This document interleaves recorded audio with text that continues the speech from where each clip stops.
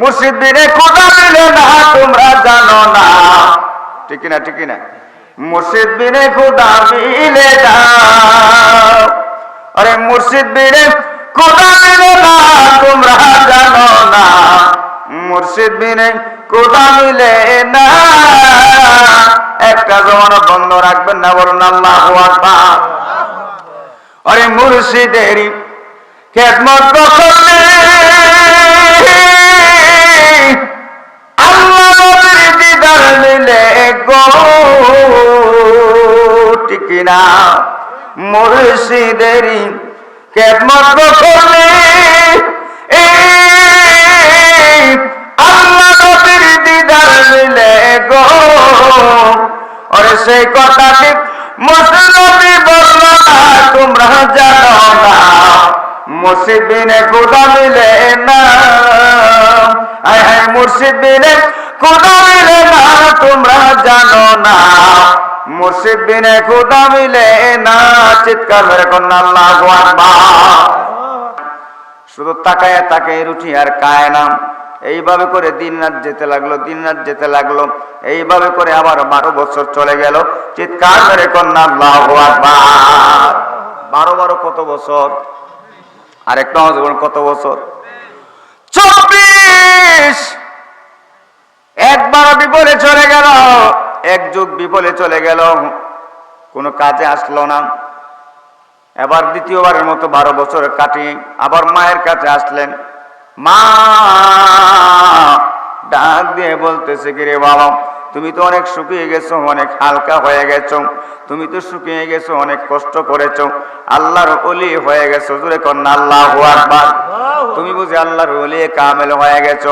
এবার শেখ ফরিদ বলেন, না মা, হতে পারি না, এই চেষ্টা করতেছি। জোরে কন্যা আল্লাহু আকবার। এবার ডাক দিয়ে বলতেছে, শেখ ফরিদ, শেখ ফরিদ, বাবারে 12 বছর তুমি কিভাবে কাটাইলা, কি খাইলা? রুটি যেইভাবে তোমাকে 3টা দিয়েছিলাম, সেই 3টা রুটি তো আনা মতোই রইছে, রুটি খাও নাই কেন? ডাক দিয়ে বললেন, মা ও মা, যেহেতু আমার পূর্বের 12 বছর গাছের পাতা খাওয়ার কারণে, কোন মাখলুককে কষ্ট দেওয়ার কারণে আল্লাহকে পাওয়া যায় না, আল্লাহকে খুশি করা যায় না, সেই জন্য আমার প্রথম 12 বছর বিফলে চলে গেল। সেই জন্য আর রুটিও খাই নাই, শুধু পানি পান করে করে 12 বছর আমার মাওলার জিকিরের মাধ্যমে কাটিয়েছি।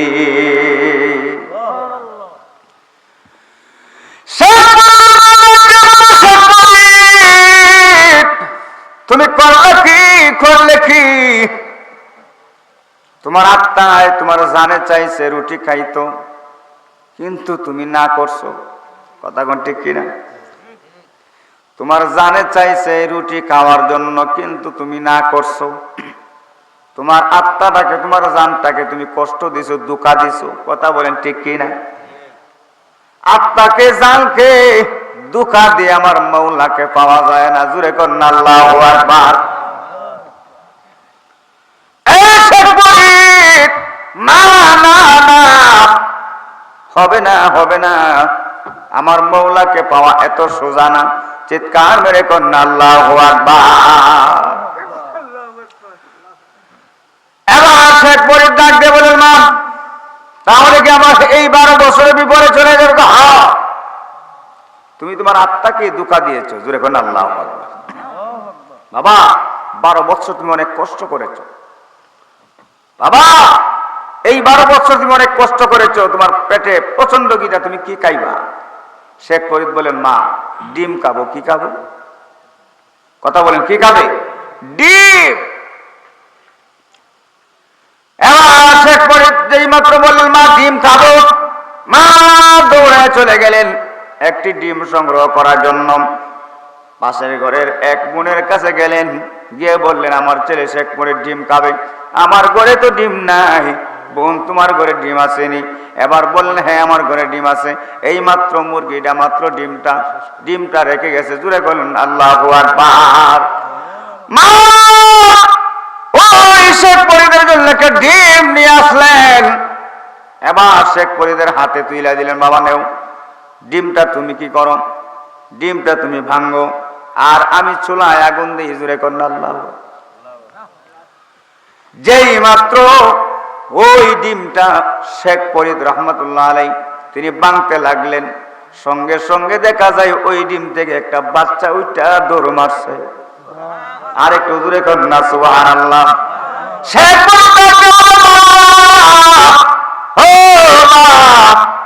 কি ডিম দিলা গো মা? ডিম থেকে বাচ্চা উঠা দৌড় মারছে, জুড়ে কন্যা আল্লাহু আকবার। দেখছেন নি, ডিম থেকে বাচ্চা উঠা দৌড় মারছে, এটা কেমন কারামতি? আল কারামাতু আউলিয়াউ হাক্কুন, আল্লাহ ওলিদের কারামত হচ্ছে সত্য। চিৎকার করে কন্যা সুবহানাল্লাহ। মা বলতেছে, বাবা ও বাবা, নিজে নিজে পীর হওয়া যায় না, নিজে নিজে ওলিয়ে কামেল হওয়া যায় না, জুড়ে কন্যা আল্লাহু আকবার। ওলি হতে হলে একজন ওলি ধরতে হবে, একজন ওলি ধরতে হবে। কথা বলো ঠিক না বেটি? কারণ ড্রাইভার হতে হলে যেমন হেল্পার হতে হয়, তেমনি ভাবে শিক্ষক হতে হলে প্রথমে ছাত্র হতে হয়। কথা বলুন ঠিক না বেটি? নাকি নিজে নিজে শিক্ষক হওয়া যায়? নিজে নিজে হওয়া যাব? সম্ভব না। সুতরাং বাবা, তুমি বায়াত রাসূল গ্রহণ করো, জোরে করেন আল্লাহু আকবার। তুমি বায়াত হয়ে যাও, তুমি বায়াত গ্রহণ করো।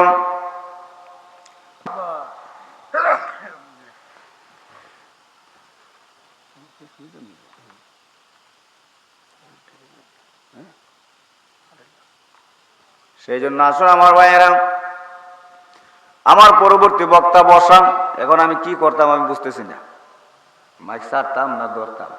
বক্তা স্টেজে চলে আসলে আমি আসলে আলোচনা করতে আমার একটু সমস্যা হয়। তার কারণ এটা আমার পূর্ব থেকেই অভ্যাস।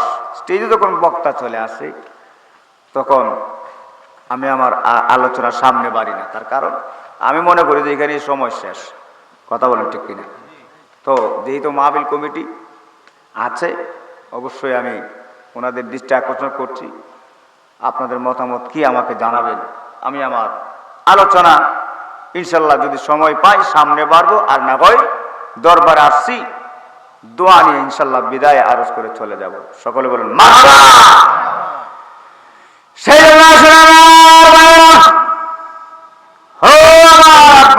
মুরিদিন আশিকিন জাকিরিন মুরিদিন ভাই ও বাবারা, ও আমার যুবক ভাইয়েরা, আল্লাহর ওলি হওয়া তো সহজ নয়।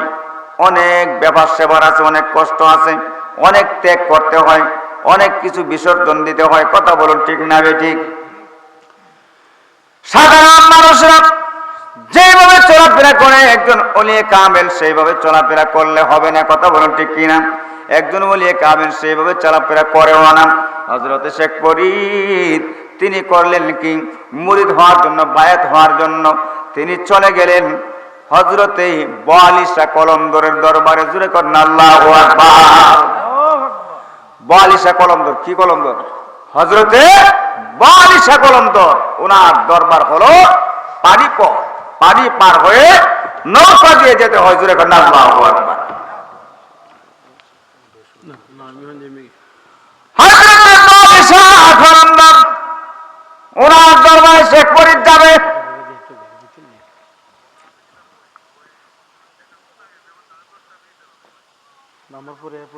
হযরতে শেখ ফরিদ তিনি করলেন কি, হযরতে বোয়ালিশা কলন্দরের দরবারে যাবে বায়াত হওয়ার জন্য। জুরে করেন আল্লাহু আকবার। বায়াত হওয়ার জন্য যাবে। এবার তো নৌকা লাগে, কি লাগে? কথা বলেন, কি লাগে? হযরতে বোয়ালিশা কলন্দর একটা কাগজ দিয়ে নৌকা বানাইছে। জুরে করেন না সুবহানাল্লাহ। কাগজ দিয়ে নৌকা বানাইয়া পানির মধ্যে চাললেন। চাইরা তিনি উইটা দাঁড়িয়ে গেলেন। জুরে করেন আল্লাহু আকবার। বললেন, যা নৌকা যা। হযরতে বোয়ালিশা কলন্দরের বাড়ির দিকে যা। এবার নৌকা যাইতে লাগলেন। জুরে করেন আল্লাহু আকবার। যাইতে যাইতে যেই মাত্র প্রায় কাছাকাছি চলে গেল, হযরতে বোয়ালিশা কলন্দর ওনার দরবারের মধ্যে উনি জানালা দিয়ে তাকায় দেখতেছে এক পাগলা কাগজের নৌকা দিয়ে যাচ্ছে।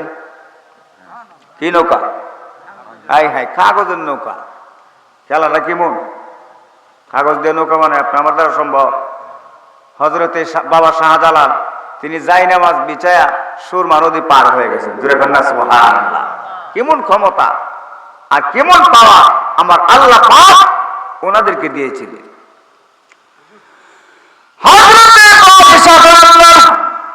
তিনি দেখতেছে এক পাগলা কাগজের নৌকার মধ্যে আরোহণ করে ওনার দরবারে যাচ্ছে।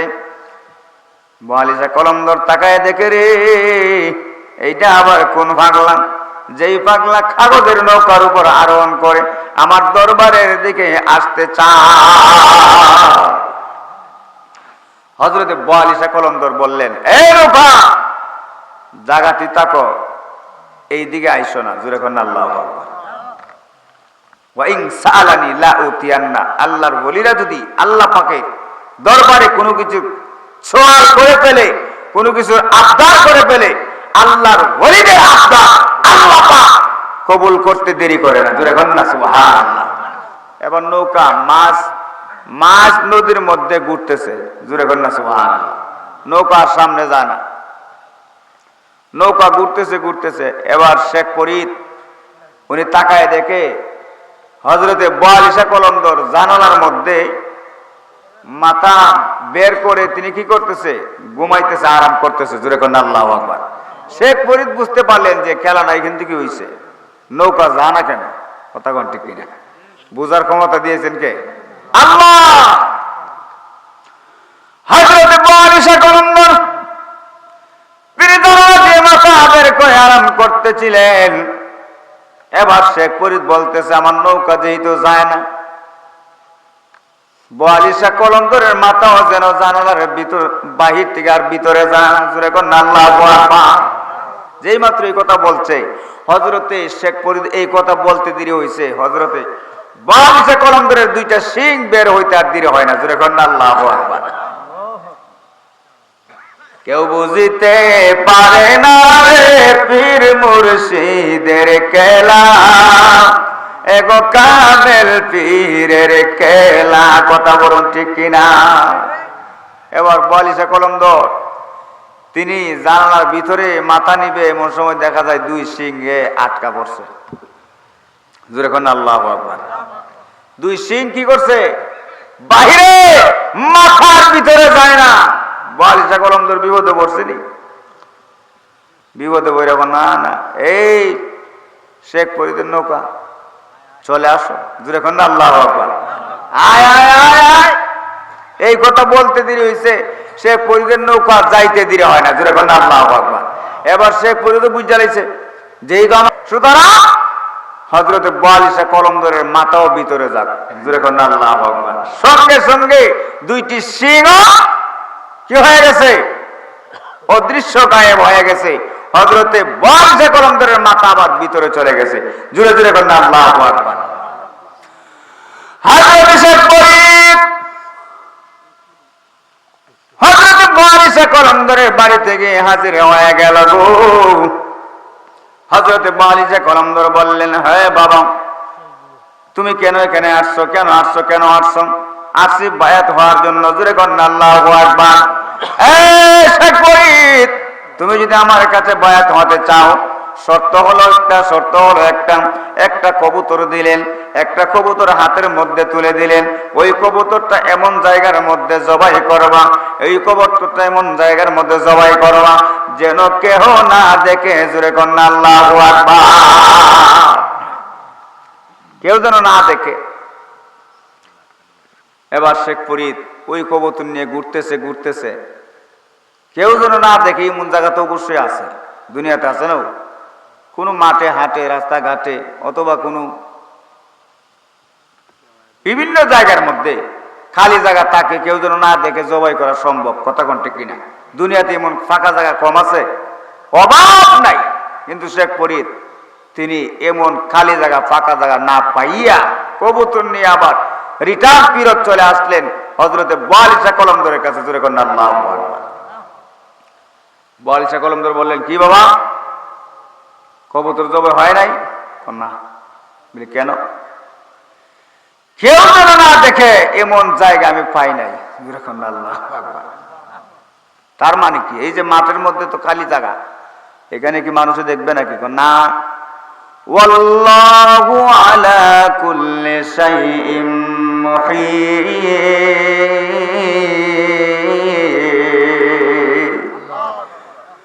হুজুর,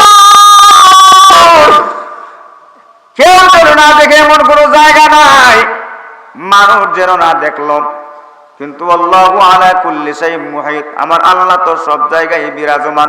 জোরে কর না আল্লাহু আকবার। আমার আল্লাহ তো সব দেখে, সেই জন্য আমি এমন জায়গা পাই নাই কবুতর জবাই করতে পারি নাই। জোরে জোরে বলুন না সুবহানাল্লাহ। হযরত বলিসা কলম ধরে বলেন, বাবা তুমি যেই দরজায় আর যেই মাকামে গিয়ে পৌঁছছো, আমার দরবারে তোমার জায়গা নাই, আমি তোমাকে বায়াত করতে পারবো না। জোরে কর না আল্লাহু আকবার। শেখ ফরিদ তিনি নিরুপায় হয়ে চলে গেলেন আরেকজন ওলির কাছে, যার নাম হলো হযরতে কুতুবউদ্দিন বখতিয়ার খাকি। জোরে কর না আল্লাহু আকবার। অনেক লম্বা ঘটনা, অনেক লম্বা আলোচনা। আল্লাহর ওলিদের সন্ধ্যা থেকে নিয়ে শুরু করতে হবে, করলে ফজর পর্যন্ত করা যাবে। আল্লাহর ওলিদের বয়ান করে শেষ করা সম্ভব? কথা বলুন ঠিক কিনা? সেই জন্য সম্মানিত হাজিরিন, আল্লাহর ওলিদের দরবারে, আল্লাহর ওলিদের সান্নিধ্যে, আল্লাহর ওলিদের সহবতে আমাদের পূর্বপুরুষ ছিল, আমরাও আছি। মৃত্যুর আগ পর্যন্ত থাকতে চাই কি চাই না? আমাদের বলে চাই কি চাই না? যে যাই বলো, আমরা কারো কথায় কান দিব? আমরা কারো কথায় কান দিব? আল্লাহর ওলিদের সহবতে ছিলাম, আছি, থাকবো। সকলে বলি ইনশাআল্লাহ। আসা যাওয়া কি যন্ত্রণায়, আসা যাওয়া কি যন্ত্রণা, জানলে রে দয়াল আর আসতাম না, এগো জানলে রে দয়াল আর আসতাম না। কথা কোন ঠিক কিনা? ও দয়াল গো, মাথার ফল দেখতে ভালো, বাগির লাল তার ভেতর কালো, আমি দয়ার আগে জানতাম না। ঠিক না বেটি? ও দয়াল গো, মাথার ফল দেখতে ভালো, বাগির লাল তার ভেতর কালো, এই বেলালি আগে জানতাম না। ওরে অমৃত কে বাসে জ্বালা গো, ওরে অমৃত কে বাসে জ্বালা, বিশ্বের জ্বালা বালাগে না, জানলে রে দয়াল আর আসতাম না, এগো জানলে রে দয়াল আর আসতাম না। কথা বলুন ঠিক কিনা? সেই জন্য আসলে আমি আর দীর্ঘায়িত করছি না, আমার জন্য দোয়া করবেন। আসলে গত রাত্রে এক জায়গায় একটা প্রোগ্রাম করেছিলাম, সেখানে উপরে সামিয়ানা ছিল, কিন্তু ডানে বামে কোনো পর্দা না থাকার কারণে প্রচন্ড কুয়াশা, ঠান্ডা আমাকে অনেক ক্ষতি করে ফেলেছে। সেই জন্য দোয়া করবেন, সুন্নিয়তের খেদমতে আছে, আল্লাহ পাক যেন সুস্থতার মাধ্যমে রাখেন। সুস্থতার মাধ্যমে আল্লাহ পাক সুন্নিয়তের খেদমতে সকল সুন্নি উলামায়ে কেরামদেরকে যেন আল্লাহ পাক কবুল করে, সকলে বলুন আমিন। এই বলে আমি আমার অসমাপ্ত আলোচনা এখানে সমাপ্ত করব। কথায় ভাষায় ভুল বিয়াদবি হলে ক্ষমার দৃষ্টিতে দেখবেন। বিশেষ করে আমার এই ভাইজান অত্যন্ত মায়া করে, মহব্বত করে আমাকে স্মরণ করেছে। ইনশাল্লাহ আগামী